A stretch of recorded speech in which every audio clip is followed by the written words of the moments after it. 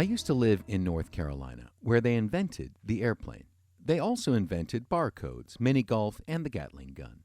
They didn't invent ignorance and bigotry, but they'll proudly act like they did, which is why we left. But the invention I remember most was called the Carolina dog. It's a hot dog topped with coleslaw and chili. Not Mexican chili. I'm talking about a special hot dog topping chili you buy in a can for 39 cents. It's cheap because it contains neither meat nor beans. The Carolina dog is essentially garbage, wrapped in garbage, topped by cabbage with another species of garbage slathered over it. And it's good. I really liked it. We used to invite our neighbors over for backyard cookouts, and I'd make these in the classic old Carolina style, which means you open the chili can and let it stand on the grill. The only part I didn't like was the bun, but it's impossible to eat it with a fork, so you're kind of stuck. The Carolina dog is dinner and a show. It comes with free entertainment. First of all, there's the mild comedy of watching a North Carolinian eat one as if it's nothing unusual. How can you blame immigrants for everything when you're killing yourself with this garbage? Second, there's the heartwarming drama of watching a visitor from New York, their face twisting in terror as you assemble this trash heap, talk them into taking a bite, and then watch them realize it's good. By good, I mean it tastes better than it looks or sounds. It's not good in any dietary or medical sense. But the best show of all is when you eat this thing, it's like a poetry reading inside your head, and later like a poetry slam in your intestines. The Carolina dog is poetry incarnate. Incarnate con carne, no less. It takes you on a journey of self-discovery. Who am I? I thought I knew. But now that my hand is moving this thing toward my face, I'm not so sure anymore. Is it food? And if so, for what species? And what is food for humans? What is a human being? What does it mean to be human? Clearly, it's meant different things in different times and circumstances. There's the forager who picks a few berries and then pees on the bush and says, now we're both happy. And then someday, when he's done with his body, it becomes food for the forest. Animals eat it and crap it out, the plants get fed, and the community of life goes on as before. For the forager, being human means a link in the circle of life, which sounds really majestic, but mostly it's a circle of crap. But it's also spiritual. He consumes life from Mother Earth. He holds life and then passes it on. Then there's the farmer, who chops down the bush because it only sprouts berries once a year, and he plants some corn. For him, being human means being a man. He fights the earth to give him what he wants, returning only the bare minimum to keep the land producing. He has been commanded by a sky father god to subdue the earth. It's a sacred calling, and the food he forces from the land is a gift from God on high, not from the dirt below. The forager finds food, the agriculturalist farms food, and then there's me. I read interesting things and say interesting things. I process information. Then I log into the bank website and the number is bigger. Then I go to the grocery store and the number is smaller. And I warm up a can of chicken soup. I eat lunch alone, reading. I read on the toilet too. And then I eat dinner with my wife. We discuss what I read. And then I say, there's something interesting I can talk about next time I'm standing in front of people. For me, being human means living on a high wire, a tightrope. I've been taught to fear looking down. You don't want to be a farmer. That's why you went to college, to get paid for processing information. And you don't want to be a forager. That's why your forefathers took over the world, and it wasn't easy. But I don't know what it means to be human, because my hands are neither trading with the earth nor fighting it. I would love to be a borrower in an equal exchange with the environment, but I'm so full of chemicals that if I peed on a tree or died in a forest, it would only be pollution. So my excrement gets processed in a sewage factory, and my dead body will be vaulted in cement or burned. The forager and the farmer both live in a long-term relationship with food. They're married to it. My relationship with food is a series of forgettable one-time flings. Fill the plate, clear the plate, wash the plate, put it away, take it out, fill it again. I once even got hooked on a one-time fling relationship with dishes. Paper plates. In the months before we moved from North Carolina, we found these leftover half packages of paper plates from various parties and started using them. And that first time you'd use a paper plate in your house and throw it out, I got hooked. We were stressed out from moving and packing up our stuff while trying to clean up after the children, and Mother Earth called. "Are you using paper plates again?" "It's just this week. I can quit any time I want." "Hold on, I'm just finishing this piece of pie." Ah.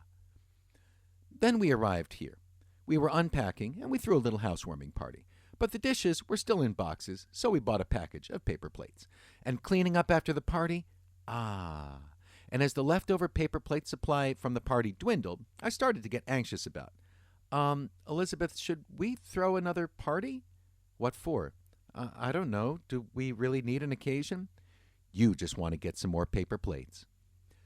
I never smashed our kids' piggy bank to buy more paper plates, but I knew I was cashing in on their future. I just couldn't help myself, so I had to give it up, and now I haven't bought a paper plate in years. Our primitive Stone Age ancestors didn't have dishes. They ate on the go, nuts and berries and the occasional woolly mammoth. It kept them in good shape, the paleo diet. Hunting was the original fast food. You had to be fast to get it. Either you were quick or dead.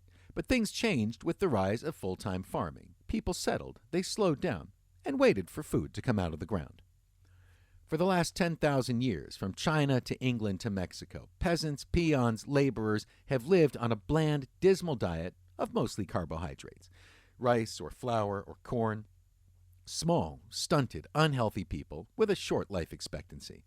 But part of the deal that kept these people in line was that once a year they'd have a religious holiday and eat like kings, a vast smorgasbord of colors and flavors, and this had various regional names like fiesta, festival, carnival which comes from the Latin word carne, meat. This was the one time of year most peasants got to eat meat. And then these people brought their foods to America, opening Mexican restaurants, Chinese restaurants, and even some English restaurants, etc., where they learned to make the Fiesta Carnival in an assembly line fashion and put it on a plate. Not the peasant food. The waiters still eat the peasant food. Like if you see the servers at a Chinese restaurant, they're not eating the stuff on the menu. They're always eating that same soup that's not on the menu. But Americans want Fiesta Carnival every meal, every day, meat and side dishes and colors and flavors. So the immigrants dumbed it down and spiced it up and made American Chinese food. Anyway, 50 years later, someone figures out how to take this Fiesta Carnival plate and wrap it up in paper, and it becomes fast food, like Taco Bell or Chinese takeout.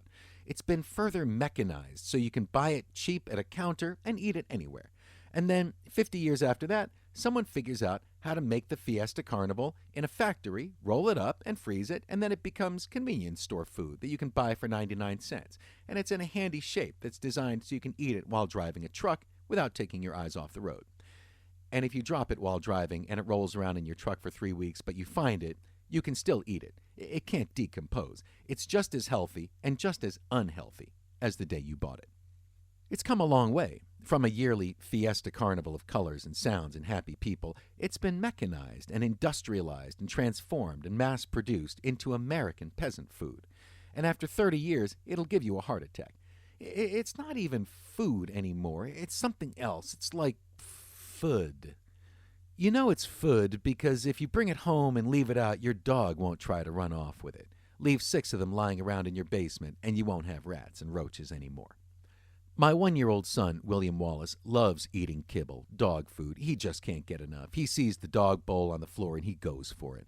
And by the time I lunge over to grab him away, he's looking up, glowing, smiling, and laughing, with slimy baby drool rolling down his chin and bits of crunchy whatever they scrape from the chimneys of hot dog factories.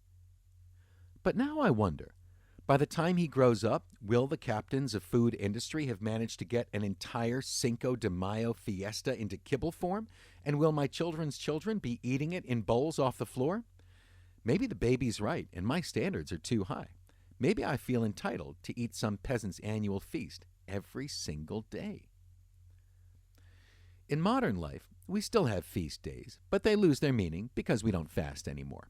On Easter morning, a child finds a hard-boiled egg and tosses it aside in favor of some tinfoil-wrapped hollow chocolate rabbit. But of course, if that child had gone through 40 days of Lent without animal protein, they'd be kicking all that fake chocolate into the dust and stuffing their faces with hard-boiled eggs.